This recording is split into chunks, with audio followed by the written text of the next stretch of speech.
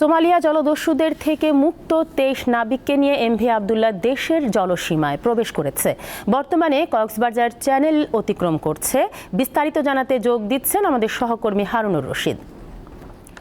হারুন, ২৩ নাবিকের হস্তান্তর প্রক্রিয়া এবং এই মুহূর্তে সেখানকার অবস্থা আমাদের বিস্তারিত জানাবেন।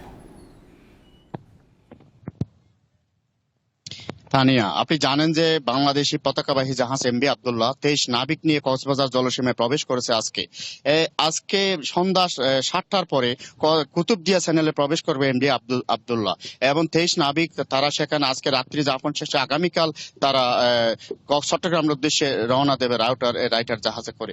এরপরে আমরা যেটা জেনেছি সহকর্মীদের থেকে এবং বিভিন্ন সূত্র থেকে আমরা জানতে পেরেছি, এই জাহাজে রয়েছে প্রায় ৫৬,০০০ মেট্রিক টন চুনাপাথর। ওখানে কিছু অংশ চুনাপাথর কুতুবদিয়ায় খালাস করা হবে, বাকিটা চট্টগ্রাম বহির্নোঙরে রাখা হবে। ওখান থেকে বিভিন্ন জাহাজে করে চট্টগ্রামে নেওয়া হবে বলে আমরা জানতে পেরেছি। আপনি জানেন যে গত ৪টা মার্চ এই জাহাজে করে মোজাম্বিকের একটি বন্দর থেকে জাহাজে করে কয়লা নিয়ে আসছিল দুবাইয়ের উদ্দেশ্যে। সেখানে ১২ই মার্চ গিয়ে সোমালিয়া জলদস্যুদের কবলে পড়ে এই জাহাজ এবং সোমালিয়া জলদস্যু ৩২ দিন জিম্মি দশা থেকে তারা মুক্ত হয়ে গত ১২ই এপ্রিল তাদেরকে মুক্ত করা হয় এবং ১২ এপ্রিল তারা কয়লা খালাস করে দুবাই বন্দরে কয়লা খালাস ওখান থেকে ৫৬,০০০ মেট্রিক টন সোনা নিয়ে বাংলাদেশে কক্সবাজারের উদ্দেশ্যে রওনা দেয় এবং কক্সবাজারে তারা আজকেই সন্ধ্যায় কুতুবদিয়া চ্যানেলে প্রবেশ করবে এবং সেখান থেকে তারা আগামীকাল স্বজনদের কাছে যাবে বলে আমি জানতে পেরেছি।